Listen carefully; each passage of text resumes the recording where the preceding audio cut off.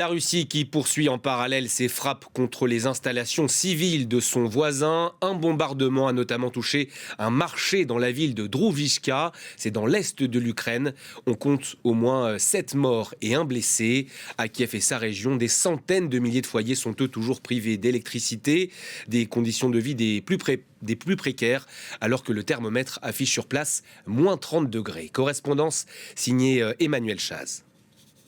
La vie est extrêmement difficile. Rien que pour pouvoir vous parler à moins 20 degrés, c'est extrêmement compliqué de faire fonctionner le matériel technique. Moi-même, je n'ai ni électricité ni chauffage chez moi, donc tout est calculé. Il faut calculer le nombre de temps qu'on passe dehors, le nombre d'heures d'électricité qu'on peut obtenir chaque jour et ce n'est pas forcément fiable lorsque le calendrier annonce quelques heures d'électricité. Le chauffage, depuis les frappes de la nuit du 2 au 3 février, eh bien, il n'y en a plus pour plus de 900 bâtiments résidentiels ici à Kharkiv. Je vous rappelle que c'est la deuxième plus grande ville du pays. Il y a 1,3 million de personnes qui vivent ici.